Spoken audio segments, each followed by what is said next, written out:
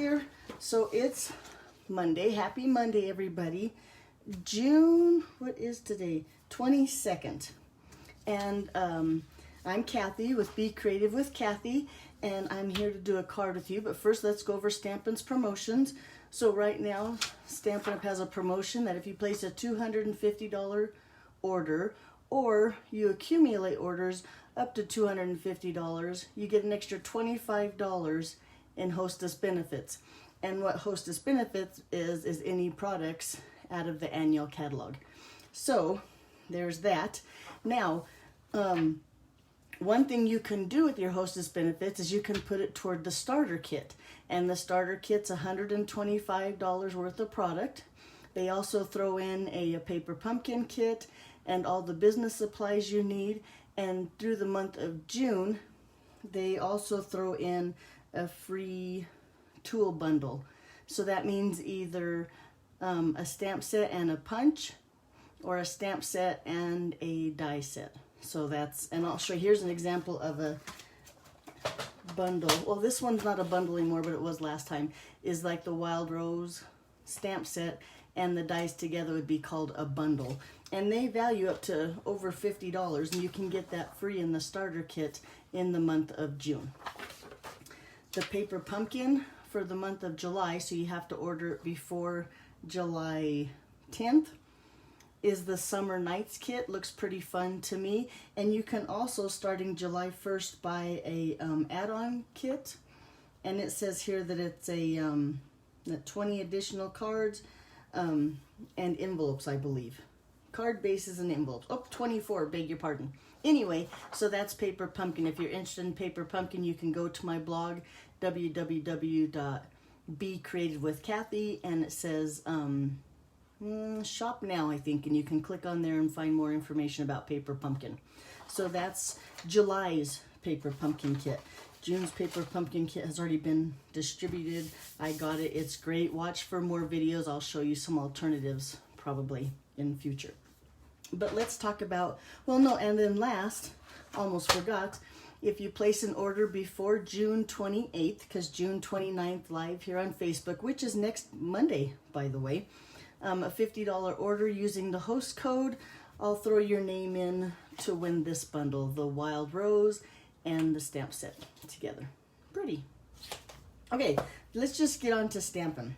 So this is the card we're going to make today. And I saw Connie Stewart make a card like this, and I fell in love, and I wanted to share it with you. So it has the little tie here, and then your card opens this way. Is that not adorable? Let's see if I can tie that back together real quick. But this, I thought, is a unique way to make a card using one of our tag topper punches. Oh, and you know what? I should have looked up the name to the tag topper punch I'm using, and of course I forgot, but you'll have to look in your annual catalog under punches, and you can find, I believe there's 2 of them in there that you can use for this technique. There. Okay, let's go on, huh? So my first piece of paper, this is the new in color. It's called Misty Moonlight, and this is cut at 8.5 by 5.5, and it is not scored at all. We're going to cut and score it together. But the first thing I'm going to do is bring in my punch, and now this is the 5.5 side, the short side. I'm going to convince my paper to go in the punch like this, and then I'm going to kind of tap it down so that it's all the way to the edge of the paper. Can you see that? And then I'm going to just punch it there. Right? And then I'm going to do the same thing to this side of my paper. And then tap it down so it's all the way to the edge. And see how it's all the way to the edge here. And I'm going to punch it again. So this, it looks like this. See, this and this are going to be across from each other. And punch it there. So then our cardstock looks like that. We're done with the punch. Let's get rid of some paper scraps and bring in our paper trimmer. Now I'm hoping that I'm zoomed out enough and in enough that you can see what I'm going to do. But whoop, there's a piece of paper in there. I'm going to bring in my cardstock, and I'm going to use my Take a Pick tool to show you right here you can see where the cutting blade is, or the line where the cutting blade goes through. I'm going to line up that with this and this side of the punch. Can you see what I did there? Then I'm going to take my cutting blade and I'm going to cut from the top down, and you can kind of feel when you've reached that spot, right? And then I'm going to do the same thing from the bottom up to that tag. And then look, all I have is that piece there. Now I haven't moved my paper. I'm going to get rid of my cutting blade and I'm going to score right there. So now we have a score line right here and those pieces cut apart. Now we're kind of going to do the same thing. I'm going to turn my paper this way. The first thing I'm going to do is I'm going to line up this corner here at the 4 1/4 inch mark, and I'm going to score my paper. So now we have that score line, and then I'm going to go ahead and take a pick tool and line this up here. Again, this is where it's going to cut at, right? Whoops. And then I'm going to cut down and get rid of that piece there. Move my cutting blade down here and move it up this way and get rid of that piece there. Does that make sense? So we have a score line here and a score line here, and then we've cut away those extra pieces of the cardstock. Alrighty, now let's get rid of some other pieces. Okay, so now let's go ahead and fold on our card. So we're going to fold here on this line. I mean on that score line, sorry, I was preoccupied there. And then we're going to fold this over. Now, if your cutter is not perfect and leaves some mark, you can just smooth those out with your fingers. You might have to take some paper snips. I have a little spot right here that I'm going to just trim that off. This one looks okay. This one, I'm going to trim him just a hair here. And look, and then it's all smooth and ready to go. It's just that simple. That's about what it is. So then I have a piece of the new Bumblebee. Uh-oh, I forgot the name of the, in the new yellow in color, sorry. And this is 2 1/4 by 5 1/4. That's going to layer right there. Let's bring in my seal here. And I'm going to go ahead and just layer it up. Put this piece here.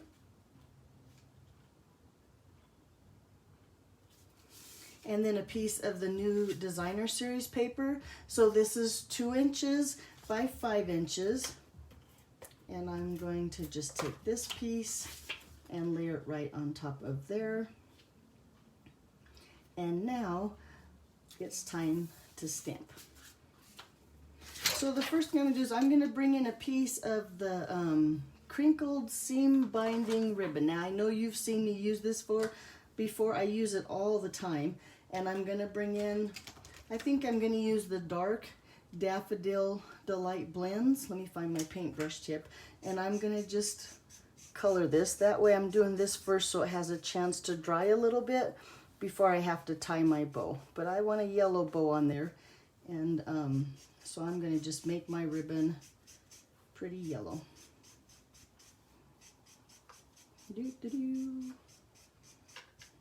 All the way down. Okay.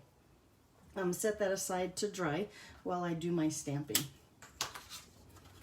Another thing that Stampin' Up! Sells are Stampin' Right markers. They look like this. They come in a bundle with all of the in colors, and I'm going to use the, oh here, I can tell you what color that was now. It's called Bumblebee. There you go. And Just Jade.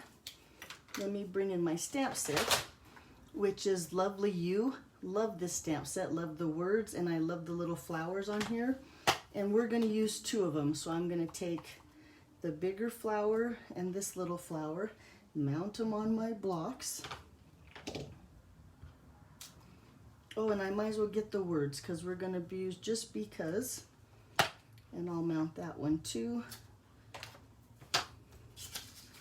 Now on the inside of my card, you can see here that I've used this flower, And I'm gonna take my Stampin' Right marker. Now you can't color on your rubber stamps with the blends or on the photopolymer. It will just color your stamp. This way, if you ink them up with the Stampin' Right markers, you can actually use them as to stamp with. So I'm going to use the side of my marker so I don't ruin the tip, and just color my stamp.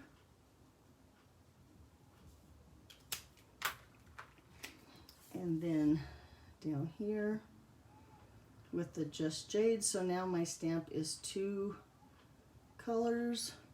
And then I'm going to huff, although I like it Darth Vader, because huffing was, when my kids were in school, we didn't want to huff. That was a bad thing. And we love Darth Vader, so we're going to Darth Vader him just to moisturize the ink and stamp him down. And now look how pretty that is. And then I have a circle here. One circle is from the Layering Circle dies, which has all these circles in it. And another framelits that I used are the Tasteful Touches, and they have all of these. So I used the larger circle here, and if you can see, look how pretty it cuts out that little circle. But I'm going to take this stamp and do the same thing. I'm going to color the flowers with the side of my marker and the bumblebee. Yay, I remembered the color. That's a good sign. And then a little bit of Just Jade on the bottom here.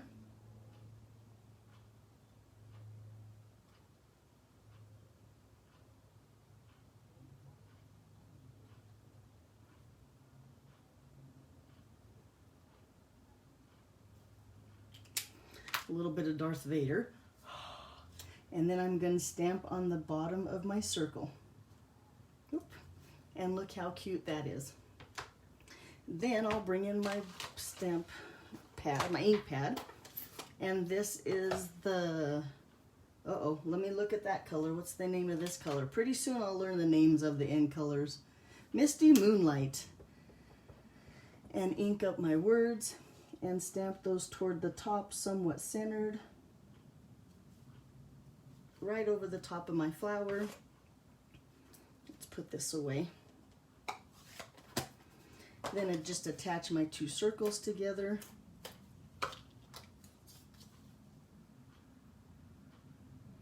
I think it's really pretty how the circle with the pattern shows up really well when you put the other circle behind it. And then some dimensionals on the back of the circle.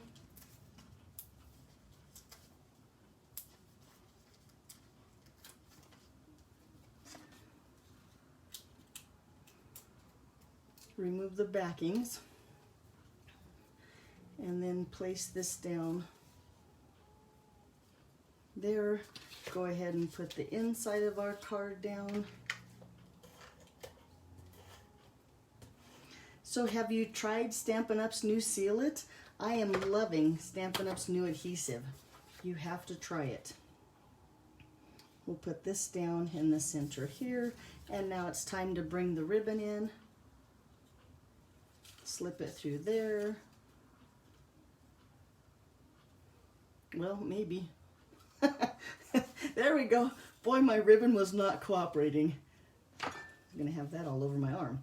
Okay, and then we're gonna just tie a simple knot. Now I like, or I'm sorry, a bow. I'm gonna tie a bow on here. I like to leave my strings, or the ends of my bow, pretty long, so that way whoever gets my card, if they want to retie the bow, it's not a huge struggle for them.